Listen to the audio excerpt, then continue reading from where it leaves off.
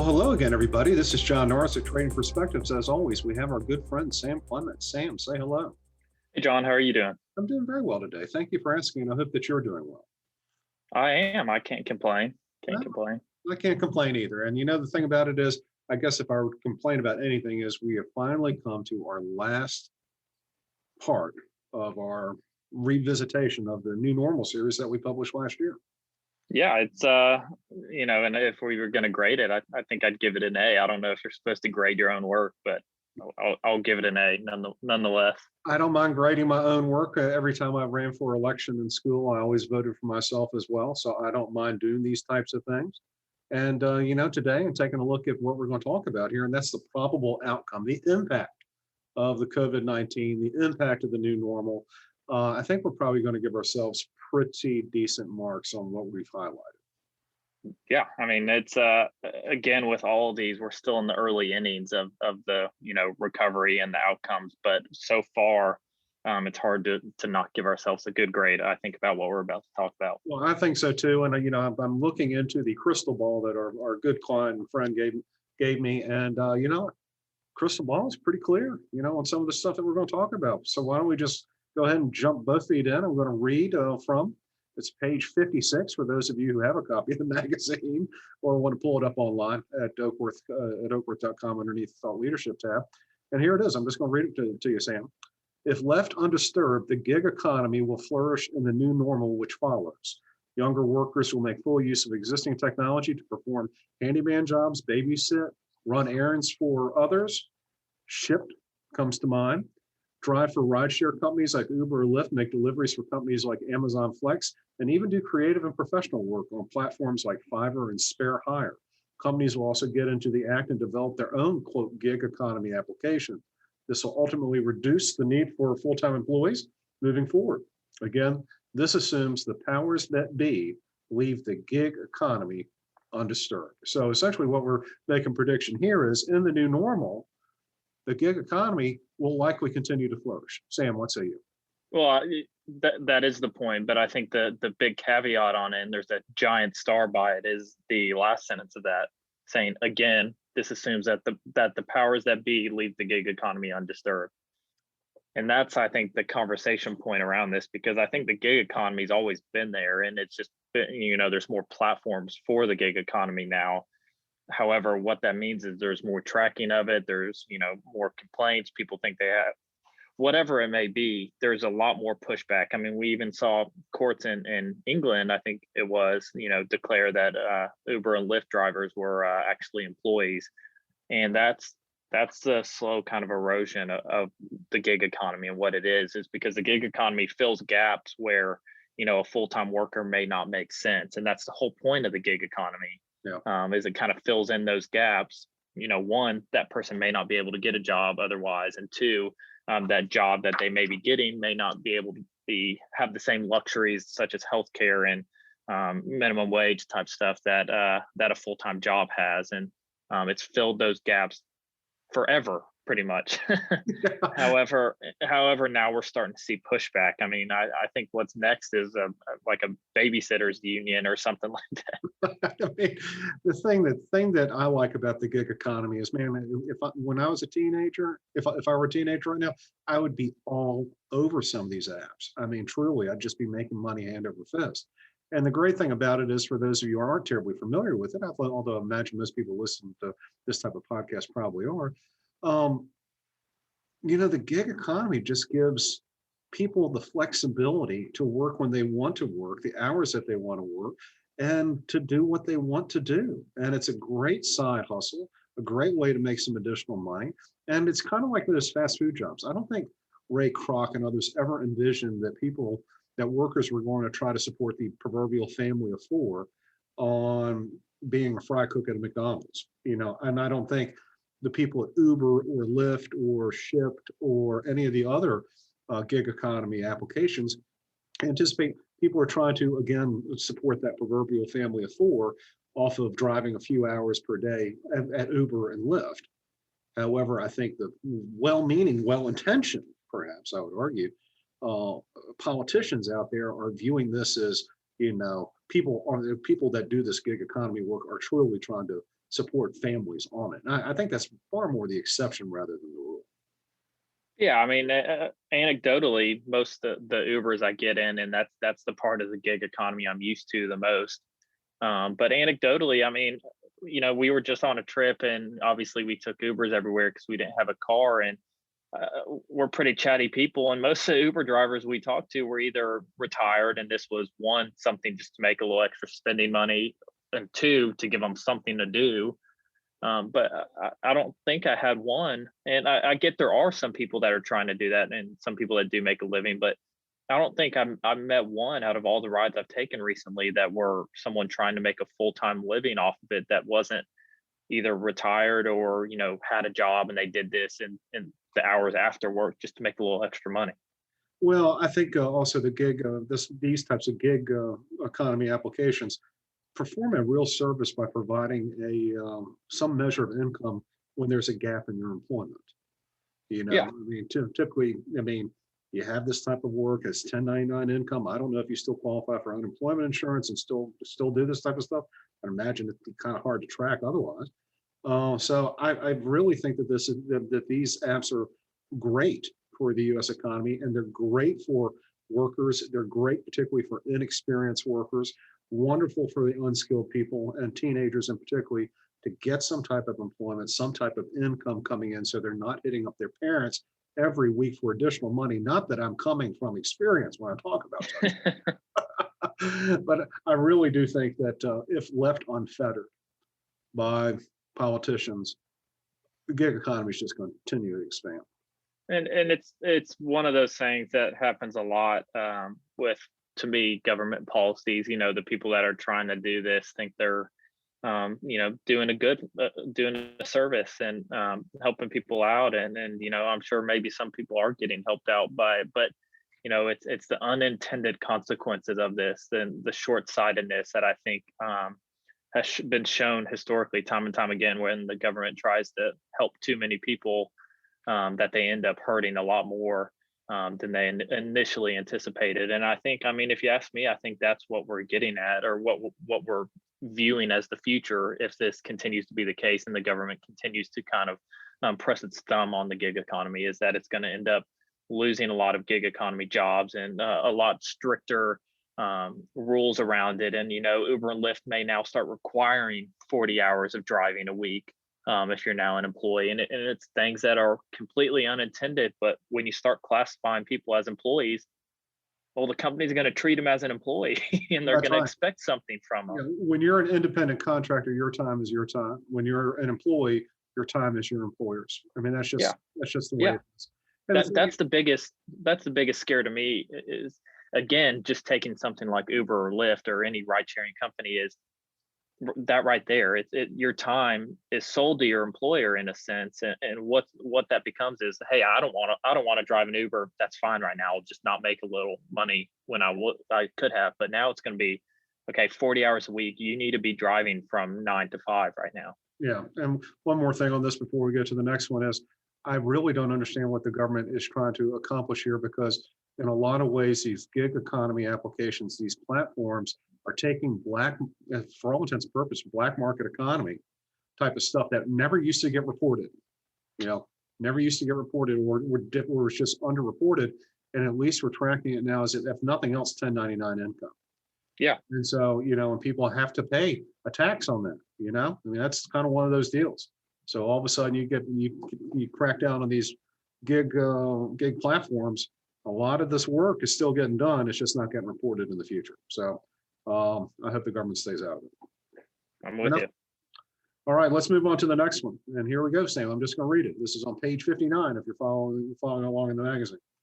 As a result, the collective new normals in the series will likely widen the existing gaps in both income and wealth, both domestically and internationally, between the haves and the have-nots. This will cause societal strife, as we have already seen here in the United States. And Sam, I would say that this has happened. All the usual techniques and schemes, levers that the powers that be have to pull in order to keep the money flowing through the financial system, in order to keep the economy humming, really ultimately are going to benefit the wealthiest among us first. That's just unfortunately, that's kind of the way the system has been set up. Yeah, and we talked, and a lot of people have used this term, but the K-shaped recovery of the economy, and especially in our world, where the stock market's a barometer for how things are going.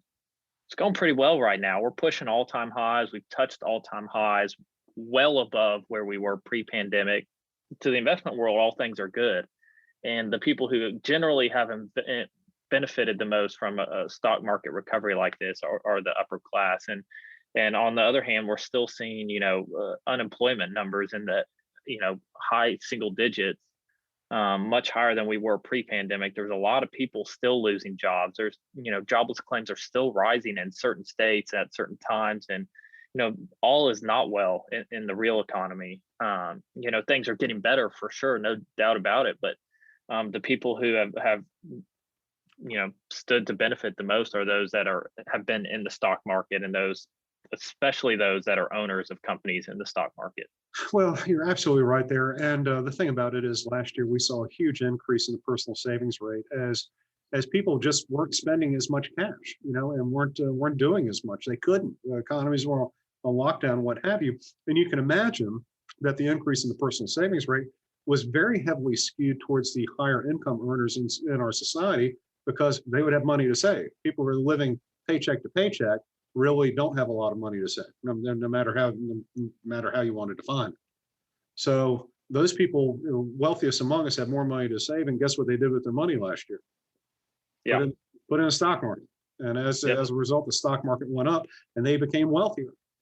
And and even so, so I'm sitting there going, listen, these people haven't done anything nefarious. They just used their money wisely and correctly, invested it, and they became wealthier, which increased the wealth gap. However, you can also take a look at, let's say third quartile income earners that are participating in their 401k plan.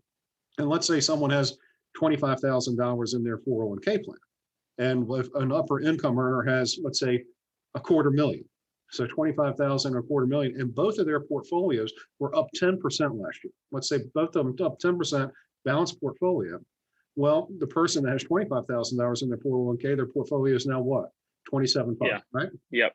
The other person is 20. I mean, they were up 10%, nice $2,500. It's much better than a sharp stick in the eye. However, the person that had the larger pool of money to begin with, they're up 25,000. Yep.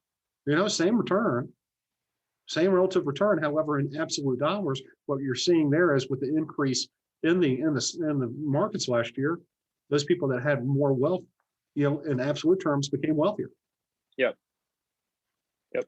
So I do think that this is going to be a problem moving forward, that the wealth gap and the income gap, and it's nothing that anyone has done wrong necessarily. It's just, unfortunately, kind of with the income gap, it's just who's the most productive and who's the most marketable, who can generate the most value add for their labor. And for the wealth begets wealth. And I think we're starting to get, I think last year, as much as all of the riots and all the discord that we had last year in the United States had to do about Black Lives Matter and what have you, I really do believe people are just kind of fed up that they see this massive amount of wealth that others seem to be getting. And people are feeling as though they're getting screwed. Because especially the uniqueness of this recession and this crisis is that it really impacted the lower skilled jobs. And I think in 2008 you saw a lot of financial jobs being lost, and there were still a lot of lower end jobs that were lost, but it was a little more, at least across the board, of hurt that people were feeling. And I think some of the strife there was the feeling of who caused it.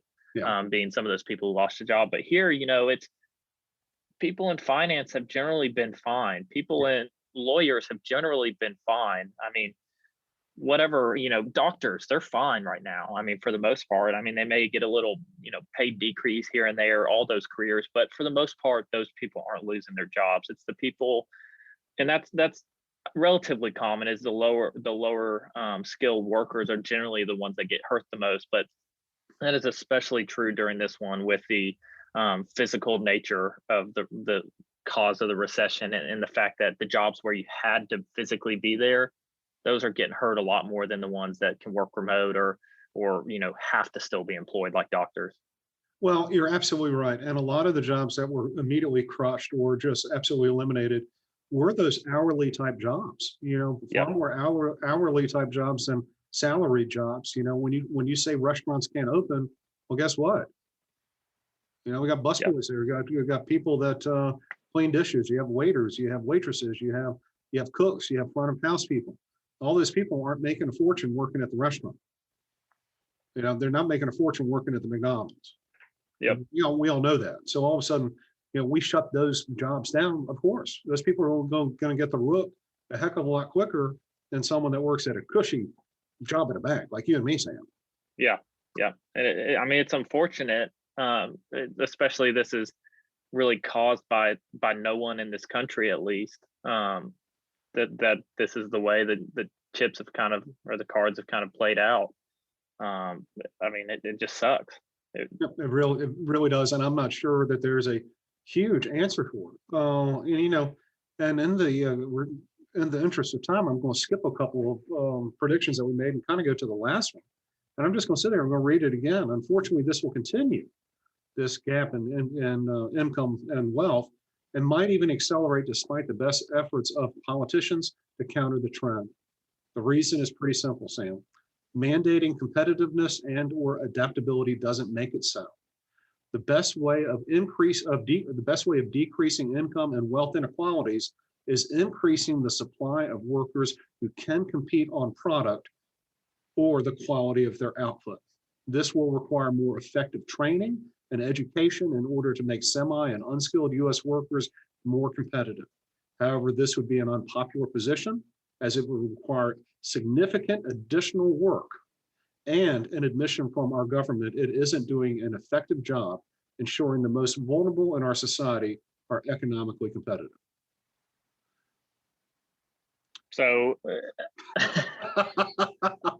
got to tell you, I mean, it's obviously we're a little bit right of center. However, I don't see how anyone could really take significant umbrage with that our skills gaps are pretty severe in the country. And how do you make unskilled workers skilled? Yeah, it's pretty simple. May not be easy, but the cure is pretty simple.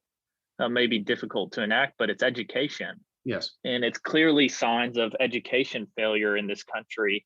Across pretty much all 50 states, there's areas of it, and it's hard to argue. There's been education failure in red states and blue states. I mean, there's maybe a political aspect, but the root of it is on both sides of any sort of political aisle, and it's hard to argue that there's not a complete failure of our education system to get people where they need to be to become skilled workers. And there's a lot of frictional employment that we've seen because of this just utter failure from the entire education system.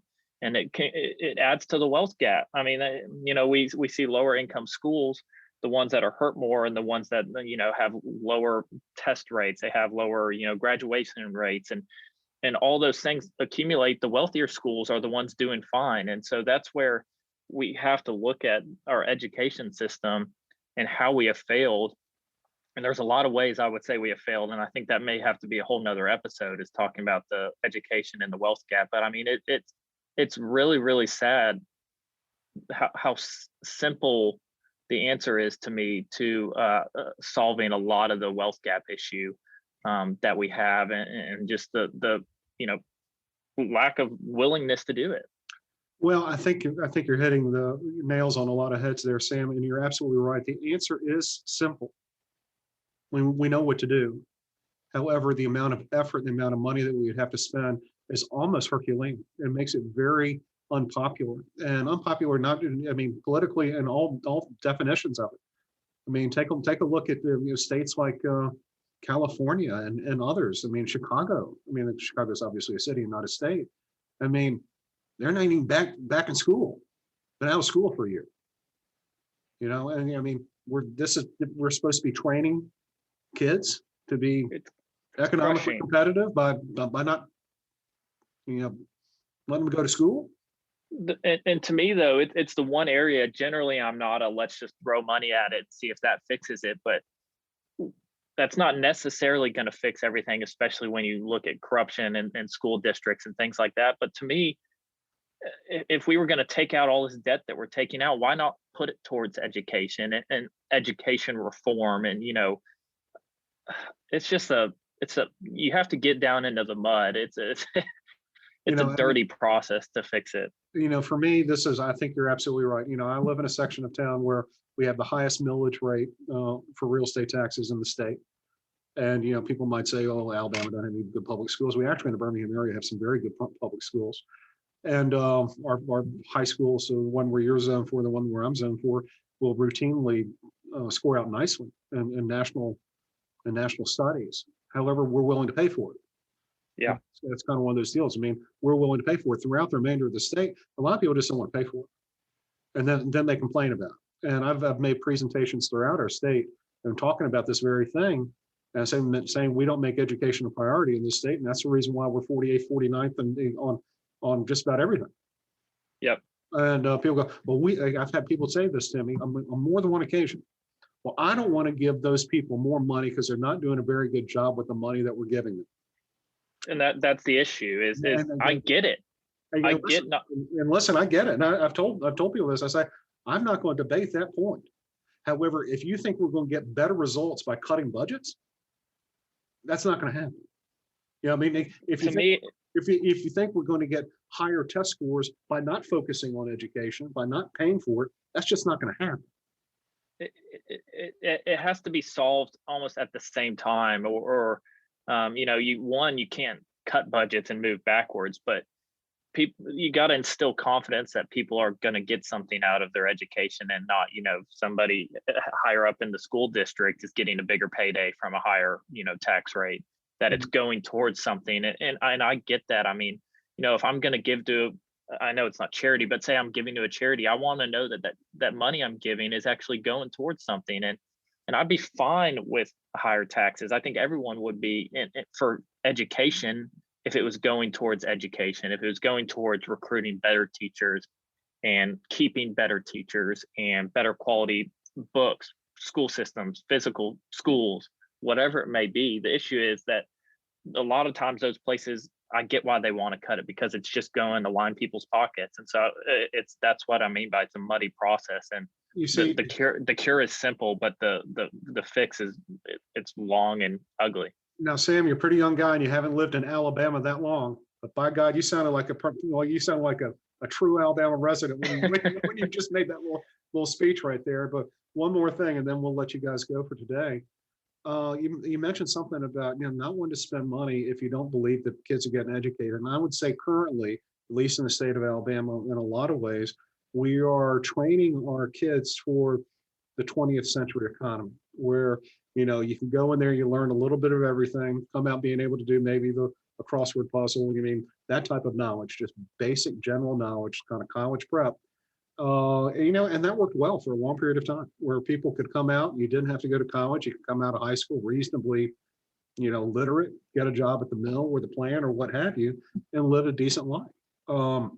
However, in the 21st century, children here in Jefferson County aren't just going to be competing with people from Jefferson County or Shelby County, or even next door in Georgia or Tennessee or Florida. They're going to be competing for jobs with people from literally around the world. Yep. Literally.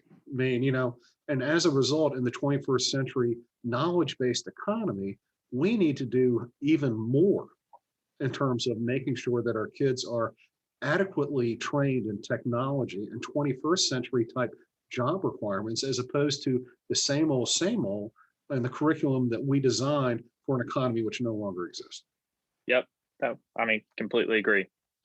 Well, there you have it. Oh, guys, thank y'all so much for listening. We hope that you have enjoyed our revisit of our new normal series from last year, and hope that maybe we've imparted a little bit of knowledge, or at least you agree that maybe our predictions have been pretty decent. No one has a crystal ball which actually works, although I do have a crystal ball.